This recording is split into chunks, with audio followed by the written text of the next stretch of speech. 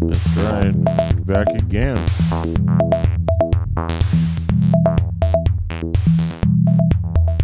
Father Moo.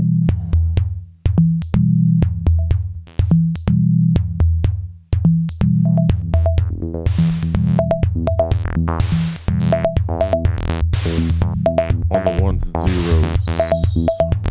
Father Moo.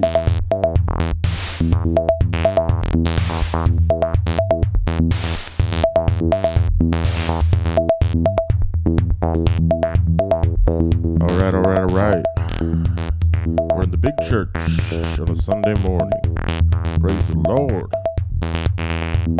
Pass the patch cables. Well, thank you for tuning in again. Father Moo here again, doing what I will never stop doing until the hardware breaks down. Either mine or the Nord Modulars. We'll see. We'll see which has a longer warranty. But yeah, I'm happy to be back here on the mic. You might have seen a couple of noisy industrial videos on my channel recently. Similar stuff to what I'm doing in the Twitch stream. May not be everybody's cup of tea, but I find making noise, music, and sounds incredibly freeing and liberating as a musician.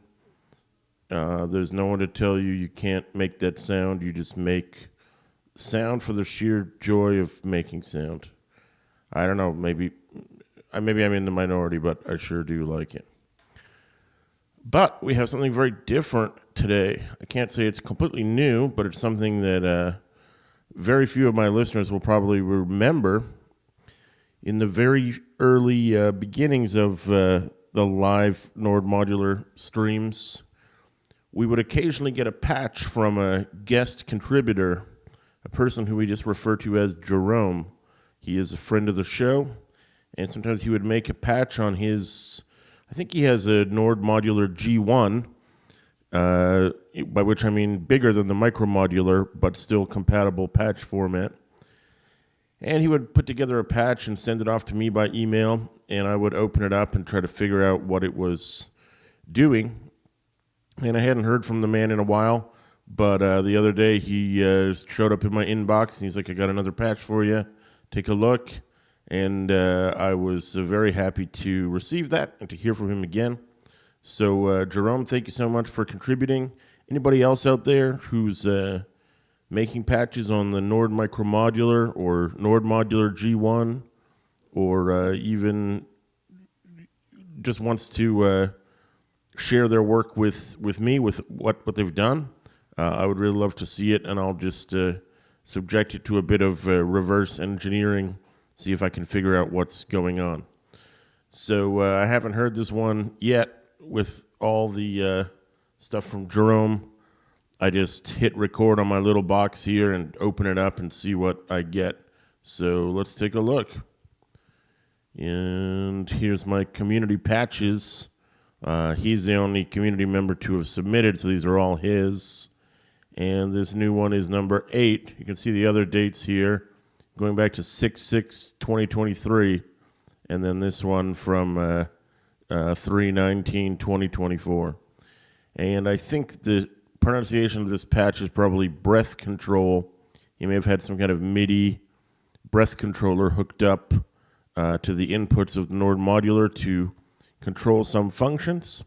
So we don't have that here today, but I don't think we'll need it. So let's just pop it open. Here we go. Hold on to your ears. Into the lathe of heaven.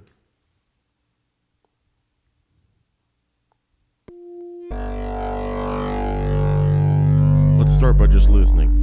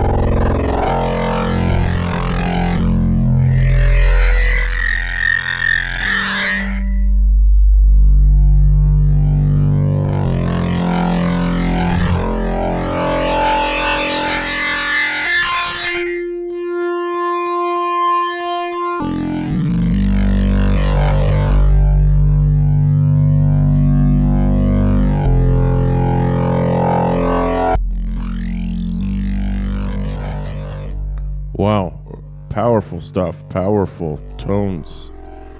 How should I describe this patch? Well, I notice a fluctuation between deep bass tones and then sort of squished and warped, almost distorted higher pitched tones. There's the higher one. There's a lower bass note. There's the bass for sure.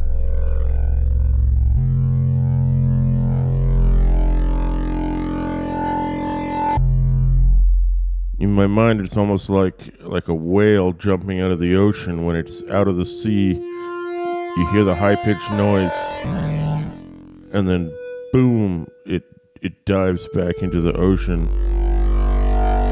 Sploosh. That's how I'm visualizing it. Nobody else needs to do that. But, yeah. Okay, let's try this. Take a look at the top here.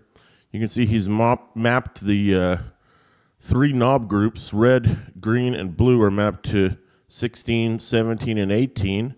Again, that makes sense if you have a full G1 modular or the rack mount version. On the Nord Modular, we only have 3. So let's just... knob 1 is already mapped to something. Okay, I guess I should try messing with the hardware knobs first, and then I'll grab these software knobs later. Notice there's also yellow here, which is mapped to CT70. I wonder if that's Midi CC, because 70 as a number would make sense. I don't know what CT means, but there's a lot of things in this patch I don't understand anyway. So, okay, so in this round, I'm going to just be quiet and play the synth. First, I'm going to twiddle knobs 1 to 3, so you may hear a change in the sound, although you won't see it. And once I'm done doing that, you'll see my mouse pointer go up here to 16, 17, and 18, and also the yellow knob, and I'll grab those and see what changes they make to the sound. So let's just listen again.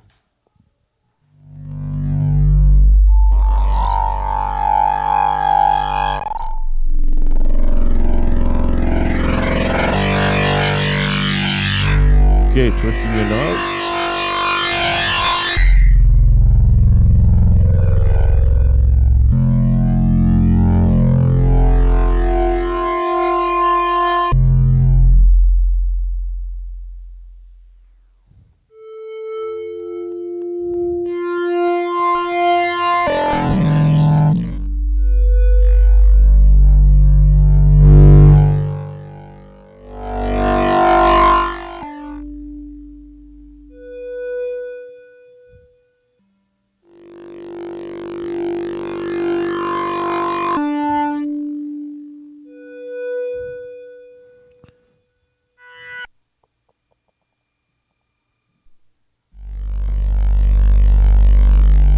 Okay, well, as far as I can tell, twisting 1 to 3 did some weird things to the pitches of the oscillators.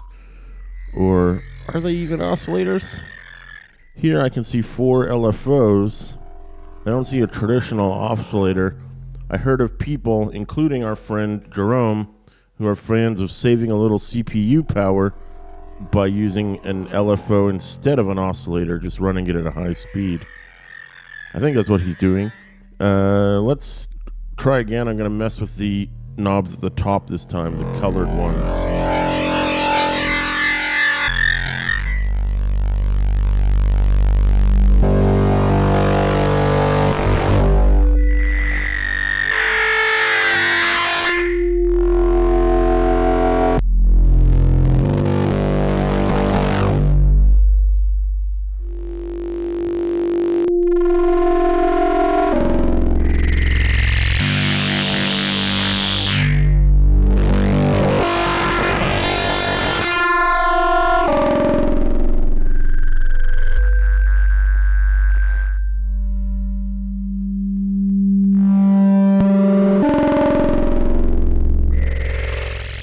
Wow, so the first 3 on the left, red, green, and blue, all seem to adjust the tonal color. I could hear differences in the distortion. There may have been, I think I saw some, is this a chorus at the bottom here? Yeah. See, he's got a detune and a mount mapped in red. So again, we're not listening to a stereo output because of the limitations of my setup, but we can still hear, I could hear the chorus effect. And with green and blue, I was also hearing like more distortions and squelching and wave wrapping type sounds, especially in the higher pitched notes. And then CT70 here, I'm still convinced this is mapped to the breath controller so that when he plugged that instrument, whatever it was, into his into the Midi input of the G1, and then he adjusted his breathing performance, he would get stranger sounds. Let's just listen to that one by itself again. First I gotta dial back these knobs.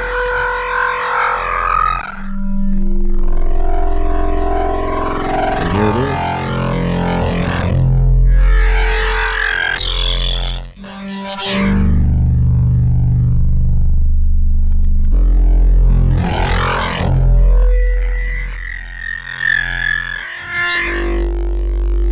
There's only so much I can really do when I'm grabbing a virtual knob with the mouse pad and tweaking it, but when you actually have a MIDI controller in your mouth and your lungs are affecting the air passing through it, there's a lot of strange expressiveness you can do. I think if you listen to the Andre 3000 flute album, he has at least one digital flute type instrument where he does a lot of that work. So yeah, I'm gonna put on my science man hat now and try and see if I can figure out what is doing what in this patch. No guarantees, but I bet I can figure out what at least some of the modules are doing. So I'm gonna leave the sound on, but sort of at a background level. We'll get a chance to listen to it later if you want to just hear it by itself instead of me talking. Let's get rid of some of the cables to start. See, he's even using gray, green, purple, and white cables for purposes I can't even begin to guess at right now. But for his own organization is probably the answer. So let's just start with yellow. Well, I can't help but notice, but the tempo is very slow. So this clock here seems to be a master clock. Oh, I should point out over here he writes one originally for Rob Hordijk. For people who don't know, Rob was a synth designer and programmer, patch programmer who created the Benjolin and many other strange patches and instruments. Very influential on the 90s and early 2000s modular and synth world. Not for like recorded albums, but for mostly on like internet forums where he would share patches and ideas for building sounds. I'm not sure if this is a derivative of the Rungler or the Benjolin that he is most famous for, but when I see things here like X and 1 minus X and then X bracket 1 minus X and then growth and neighbors and growth and population, it seems to me there may be something similar going on there. These also remind me of, what's it called? The Game of Life, a kind of computer program that simulates an environment where if too many organisms populate the environment, their virtual food source runs out and they die off. But as long as only a few remain, they will then have lots of resources so the population grows back again. He may be doing that with these 4 vertical columns here. But over here, this is more conventional stuff. He's got a 15 and a 14 step pattern, and they're being run off this 24 BPM very slow clock. So I guess these are causing the pattern to trigger first the bass notes and then the squelchier, distorted higher notes, and then back one to the other. Sometimes they cross over, like here on step 5, but mostly it's 3 steps to one and 2 of the other. And with the G button held down, that means the gate will only trigger on the first hit if there are multiple sequential hits. So it sort of like holding slow notes on a keyboard is what it's doing there. So I have the yellows turned on, but I don't see what's coming out of here. I can't even tell what color of a wire that is. Is that this color? No. Purple color? Yeah, okay. So yeah, the four sequencer outputs are going to these 4 switch controls. That's a very interesting module. What the heck is that?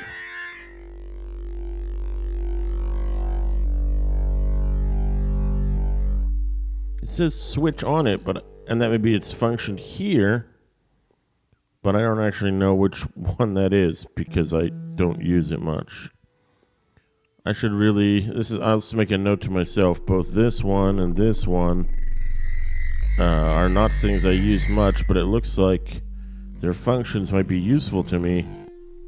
So I'm just going to take a moment here, bear with me. I'm going to see if I can find them.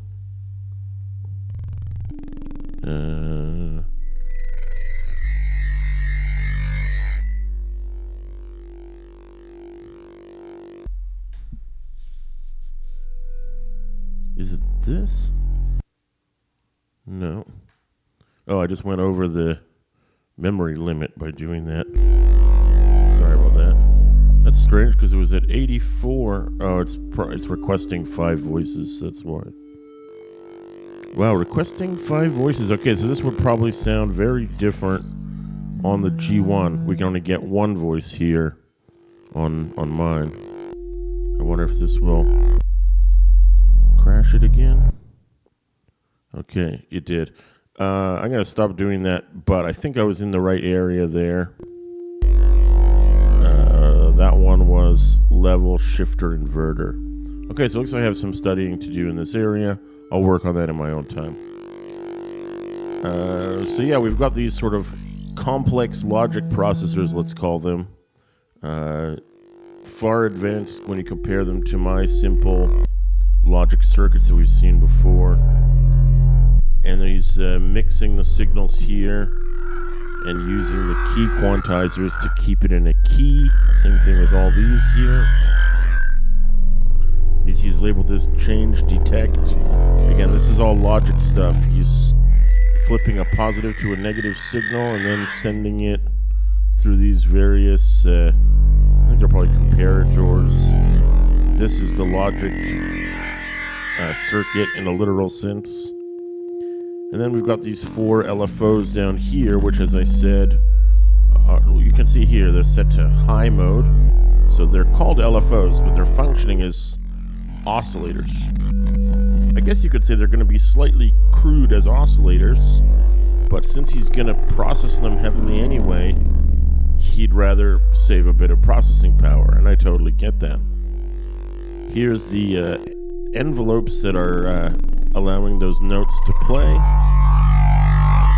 Here's the mixer to put the 4 outputs of the envelopes together, I assume. Yeah, there's one of them.